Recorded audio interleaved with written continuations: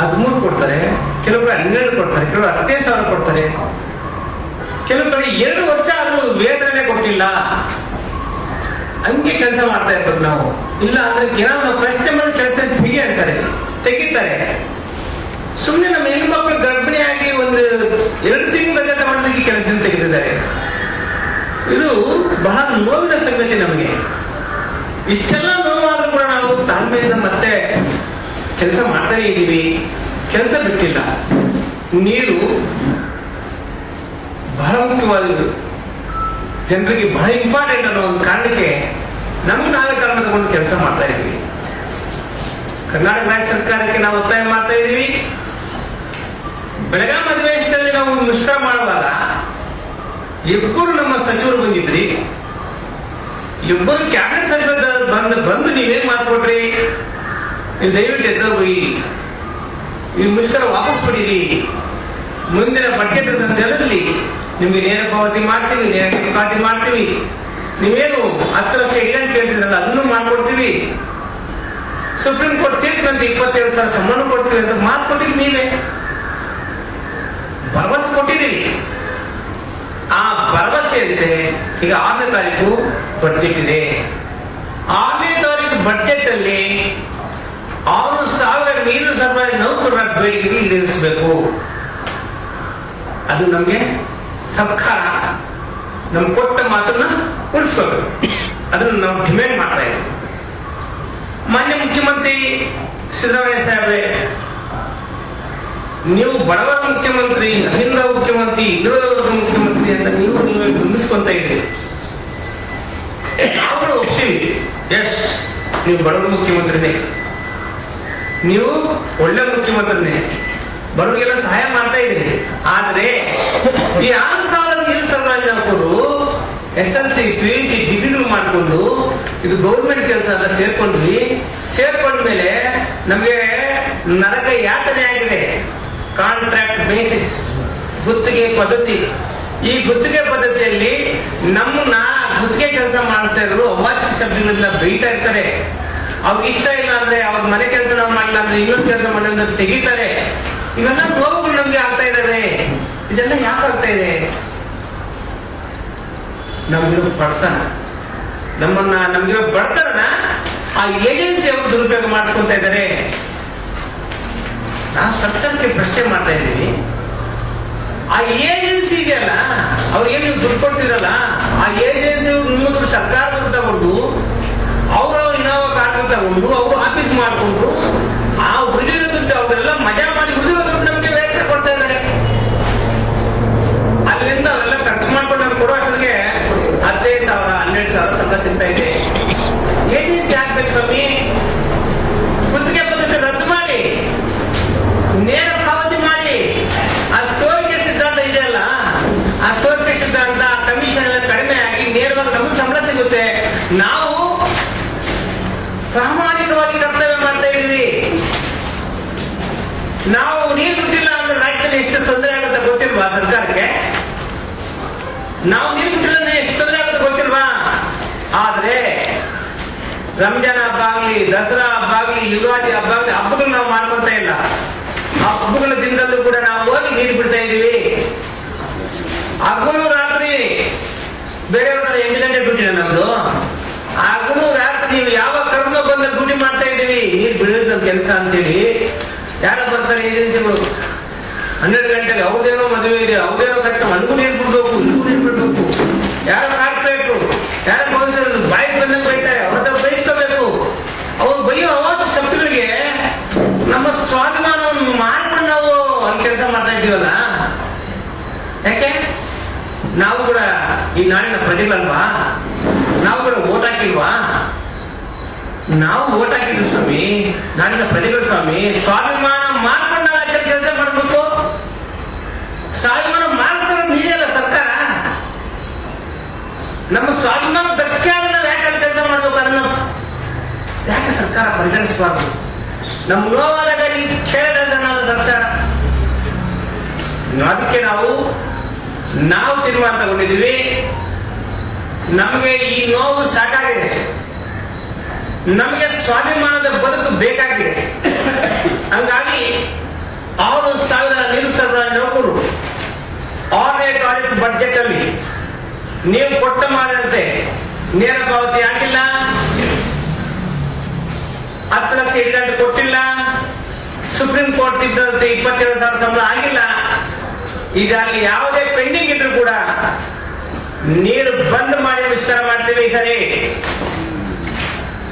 ಸರ್ಕಾರ ಏನ್ ಬೇಕಾದ್ರೂ ನಮ್ಮ ಕ್ರಮ ವಹಿಸಿ. ನಾವು ಇಷ್ಟು ವರ್ಷ ತಾಳ್ಮೆಯಿಂದ ಇದ್ದೀವಿ, ಇನ್ನು ತಾಳ್ಮೆ ಪ್ರಶ್ನೆ ಇಲ್ಲ. ನೀರು ಬಂದ್ ಮಾಡಿ, ಮಾನ್ಯ ಮುಖ್ಯಮಂತ್ರಿ ಸಾಹೇಬ್ರೆ ಬಡ್ಜೆಟ್ ರೆಡಿ ಮಾಡ್ತಾ ಇದ್ದೀರಿ, ನೀರು ಬಂದ್ ಮಾಡಿ ನಾವು ಮುಷ್ಕರ ಕೇಳಿದ್ದೀವಿ. ಹಂಗೂ ಬದುಕಿಲ್ಲ ಅಂದ್ರೆ ಅಂತಿಷ್ಟ ಮುಷ್ಕರ ಘೋಷಣೆ ಮಾಡ್ತೀವಿ. ಹಂಗೂ ನೀವೇನಾದ್ರು ನಮ್ಗೆ ನ್ಯಾಯ ಕೊಡಿಸಿಲ್ಲ ಅಂದ್ರೆ ಆಮರಣಾಂತರ ಉಪವಾಸ ಸತ್ಯಾಗ್ರಹ ಮಾಡಿ ಜೀವಾದ್ರು ಬಿಡ್ತೀವಿ. ಹೊತ್ತು ನಮ್ಮ ಹಕ್ಕು ನಮ್ಗೆ ಸಿಕ್ಕಿಲ್ಲ ಅಂದ್ರೆ ಎದ್ದೋಳ ಪ್ರಶ್ನೆ ಇಲ್ಲ. ಈ ಸಾರಿ ಇದು ಸರ್ಕಾರಕ್ಕೆ ಎಚ್ಚರಿಕೆ.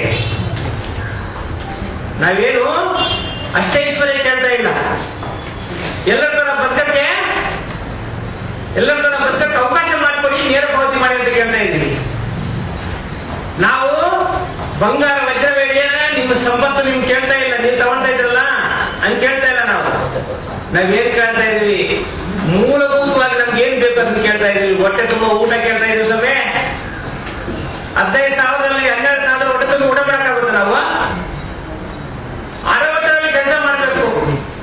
ನಮ್ಮ ಮಕ್ಕಳಿಗೆ ವಿದ್ಯಾಭ್ಯಾಸ ಏನು, ನಮ್ಮ ಹಿರಿಯನ್ನ ನಾವು ಸಾಕ್ಬೇಕು, ನಮ್ಮ ಅಪ್ಪ ಅಮ್ಮನ ಸಾಕ್ಬೇಕು, ಅವ್ರಿಗೆ ಊಟ ಹಾಕ್ಬೇಕು, ಅವ್ರಿಗೆ ವಸತಿ ನೋಡ್ಕೋಬೇಕು, ಮನೆ ಬಾಳೆ ಕಟ್ಟಬೇಕಾ, ಮಕ್ಕಳು ಬಟ್ಟೆ ಒರೆಸ್ಬೇಕಾ, ಇಲ್ಲಿ ತಂದೆ ತಾಯಿನ ಸಾಕ್ಬೇಕಾ, ಎಷ್ಟು ಕಷ್ಟ ಇದೆ ನಮ್ದು. ಇದ್ಯಾಕೆ ಸರ್ಕಾರ ಅರ್ಥ ಮಾಡ್ಕೊಂತ ಇಲ್ಲ? ನಾವು ಬಡವರ ಸರ್ಕಾರ ಅಂತೀವಿ, ನಾವೇನು ಶ್ರೀಮಂತರು, ನಾವು ಬಡವರು. ನಮ್ದು ಈ ಬೇಡಿಕೆ ಏನೇನ್ಸ್ರಿ, ನಾವು ಸ್ವಾಭಿಮಾನ ಬದುಕಟ್ಕೊಂತೀವಿ, ನಮ್ಮ ಮಕ್ಕಳು ಕೂಡ ಒಳ್ಳೆ ವಿದ್ಯಾಭ್ಯಾಸ ಮಾಡ್ಕೊಂತೀವಿ, ನಮ್ಮ ತಂದೆ ತಾಯಿ ಇವತ್ತು ಮಾತ್ರೆ ಕೊಡ್ಸಕ್ ಆಗ್ತಾ ಇಲ್ಲ, ಔಷಧಿ ಕೊಡ್ಸಕ್ ಆಗ್ತಾ ಇಲ್ಲ, ಅಂತಹ ಬದುಕು ನಮ್ದಾಗಿದೆ. ಅದಕ್ಕೆ ಸರ್ಕಾರಕ್ಕೆ ಈಗ ವಿನಯವಾಗಿ ಕೇಳ್ಕೊತಾ ಇದೀವಿ, ಈ ಬಡ್ಜೆಟ್ ಅಲ್ಲಿ ಮಾಡಿಕೊಡಿ ಅಂತ. ಈ ಬಡ್ಜೆಟ್ ಅಲ್ಲಿ ಆದ್ರೆ ಸವಿನಯದಿಂದ ಇರ್ತೀವಿ, ಇಲ್ಲ ಅಂದ್ರೆ ಉಗ್ರವಾದ ಪ್ರತಿಭಟನೆ ಮಾಡ್ತಾ ಇದೀವಿ ಅಂತೇಳಿ ಸರ್ಕಾರಕ್ಕೆ ಎಚ್ಚರಿಕೆ ಕೊಡ್ತಾ ಇದೀವಿ. ಜೈ ನೀರು ಸರಬರಾಜು ನೌಕರ. ಈಗ ನಾವು ಸದೃಢರಾಗಿಲ್ಲ. ನೀವೆಲ್ಲ ಕೇಳಿದ್ರೆ ಸಾರ್ ಹೇಳಿದ್ರು 150 ರೂಪಾಯಿ ಒಂದು ಮನೆಗೆ ಒಂದ್ಕೆ ಕಲೆಕ್ಷನ್ ಮಾಡ್ತಾರೆ. ಸರ್ ಎಲ್ಲೋ ದೂರದಲ್ಲಿ ಒಬ್ಬ ಮಾಡಿರ್ಬೋದು, ಅದಕ್ಕೆ ಕಾರಣ ಅವರ ಬಡತನ. ಅವರಿಗೆ ಒಂದಿಷ್ಟು ಮುನ್ಸಿಪಾಲಿಟಿಯಲ್ಲಿ ಏನು 14,000 ರೂಪಾಯಿ ಕೊಡ್ತಾ ಇದಾರೆ ಸರ್, ಆ 14,000 ರೂಪಾಯಿ ನಿಮ್ಮ ಅಕೌಂಟಿಗೆ ಹಾಕ್ತೀವಿ ನಾವು, ಅದರಲ್ಲಿ ನಮಗೆ 4,000 ರೂಪಾಯಿ ಕೊಡ್ಬೇಕು ಅಂತ ಕಾಂಟ್ರಾಕ್ಟ್ ಅದನ್ನ ವಾಪಸ್ ತಗೋತಾರೆ ಸರ್. ಹೌದು ಸರ್, ಈ 10,000 ರೂಪಾಯಿದಲ್ಲಿ ನನ್ನ ಹೆಂಡತಿ ಮಕ್ಕಳು ಅವ್ರ ವಿದ್ಯಾಭ್ಯಾಸ ನಮ್ಮ ತಂದೆ ತಾಯಿಗೆ ಮಾಡ್ಲಿಕ್ಕೆ ಆಗತ್ತೆ ಸರ್. ನಾವು ನಿಮ್ಮಲ್ಲಿ ವಿನಯಪೂರ್ವಕವಾಗಿ ವಿನಂತಿಸಿಕೊಳ್ತಾ ಇದ್ದೀವಿ, ನಿಮ್ಮಗಳ ಸಹಕಾರದಿಂದ ಸರ್, ನಿಮ್ಮಗಳ ಸಹಕಾರದಿಂದ ನಾವು 2 ಹೊತ್ತಿನ ಊಟವನ್ನ, 1 ಹೊತ್ತಿನ ತಿಂಡಿಯನ್ನ ನೆಮ್ಮದಿಯಿಂದ ತಿಂದಿಕ್ಕೆ ನೀವು ಸಹಕರಿಸಬೇಕು ಅಂತೇಳಿ ವಿನಯಪೂರ್ವಕವಾಗಿ ಬೇಡ್ಕೊಳ್ತಾ ಇದ್ದೀವಿ.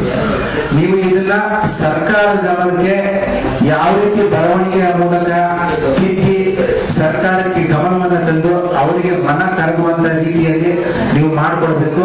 ಅದು ನಿಮ್ಮ ಕೆಲಸ, ಅದು ನಮ್ಮ ಕೆಲಸವನ್ನಾಗಿ ಮಾಡ್ಕೊಡ್ಬೇಕು ಅಂತ ವಿನಯಪೂರ್ವಕವಾಗಿ ಕೇಳ್ಕೊಳ್ತಾ ಇದ್ದೀವಿ. ಆ ವೇತನ ಕೂಡ ನಮ್ಮ ನೌಕರರಿಗೆ ಹೋಗ್ತಾ ಇಲ್ಲ.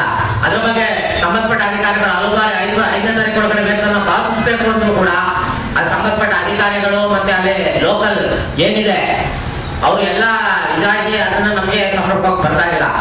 ನಾವು ಕೇಳ್ಕೊಳ್ಳೋದು ಇಷ್ಟೇ, ಮಾನ್ಯ ಮುಖ್ಯಮಂತ್ರಿಗಳಿಗೆ 30 ವರ್ಷದಿಂದ ಏನು ನಮ್ಮ ನೀರು ಸರಬರಾಜು ನೌಕರರು ಇವತ್ತು ಸಂಕಷ್ಟದಲ್ಲಿ ಅನುಭವಿಸ್ತಾ ಇದ್ದಾರೆ, ಅದನ್ನ ದಯಮಾಡಿ ಮಾನ್ಯ ಮುಖ್ಯಮಂತ್ರಿಗಳು ಈಗಲಾದ್ರೂ ನಮಗೆ ಕಡೆಗಣಿಸಿ ನಮ್ಮ ಸೇವಾ ಭದ್ರತೆಯನ್ನು ಕೊಡಬೇಕು. ಈಗಾಗಲೇ ಹಲವಾರು ನಮ್ಮ ನೌಕರರು ಸಾಯೋ ಪರಿಸ್ಥಿತಿಲೂ ಇದ್ದಾರೆ, ಕೊನೆಗಾಣಿಸ್ತಾ ಇದ್ದಾರೆ, ಮತ್ತೆ ಅವರ ವಯೋಮಿತಿ ಕೂಡ ಬೀಳ್ತಾ ಬರ್ತಾ ಇದೆ. ಕೇವಲ ಇವತ್ತು 13,000, 12,000, 11,000 ವೇತನಕ್ಕೆ ನಾವು ದುಡಿತಾ ಇದ್ವಿ. ನಮ್ಗೊಂದು ಸೇವಾ ಭದ್ರತೆ ಕೊಡಿ. ಮುಂದಿನ ದಿನಗಳಲ್ಲಿ ಮಾನ್ಯ ಮುಖ್ಯಮಂತ್ರಿಗಳು ಇವತ್ತು ಏನು 5 ಭಾಗ್ಯಗಳನ್ನು ಕೊಟ್ಟಿದ್ರೆ ಅದ್ರ ಜೊತೆ ಇದು ಒಂದು ಭಾಗ್ಯ ಅಂತ ತಿಳ್ಕೊಂಡು ನಮಗೆ ಸಮರ್ಪಕವಾಗಿ ಕೊಟ್ರೆ ನಾವು ಇವತ್ತು ನಮ್ಮ ಜೀವನವನ್ನು ಒಂದು ಇನ್ನು ಕೆಲವು ಇದು ಮಾತ್ರ ನಮ್ಗೆ ಜೀವನ ಉಳಿದಿದೆ ಅಷ್ಟೇನೆ. ಯಾಕೆಂದ್ರೆ ಇವತ್ತೊಂದು ದಿನ 50 ವರ್ಷದೊಳಗಡೆ ಸಾಯಂತ ಪರಿಸ್ಥಿತಿ ಪ್ರತಿಯೊಬ್ಬರಿಗೂ ಬಂದ್ಬಿಟ್ಟಿದೆ. ಇನ್ನು ಕೆಲವು ವರ್ಷಗಳು ಮಾತ್ರ ನಾವು ಬದುಕೋಕ್ ಸಾಧ್ಯ. ಅಷ್ಟಲ್ಲಾದ್ರೂ ನಮ್ಮ ಮಕ್ಕಳಿಗೆ ಒಂದು ಒಳ್ಳೆ ವಿದ್ಯಾಭ್ಯಾಸ ಕೊಟ್ಟು ಒಂದು ಇದು ಮಾಡೋದಕ್ಕೆ ಅನುಕೂಲ ಮಾಡ್ಕೊಡ್ಬೇಕು. ಇದು 6,000 ಜನ ನೀರು ನೋವಾಗಿದೆ. ದಯವಿಟ್ಟು ಮಾನ್ಯ ಮುಖ್ಯಮಂತ್ರಿಗಳು ಈ ಬಜೆಟ್ ಅಲ್ಲಿ ನಾವು ತಮ್ಮಲ್ಲಿ ಪೂರ್ಣ ಪ್ರಮಾಣದಲ್ಲಿ ವಿಶ್ವಾಸನ ಇಟ್ಟಿದ್ದೀವಿ. ನಮ್ಮ ಸರಬರಾಜು ನೀರು ನೌಕರರ ಒಂದು ಸೇವಾ ಭದ್ರತೆಯನ್ನು ಕೊಡ್ತೀರಿ ಅಂತ ದಯಮಾಡಿ ಇದನ್ನ ಪರಿಗಣಿಸಬೇಕು. ಇದು ಎಲ್ಲರ ನೋವಾಗಿದೆ.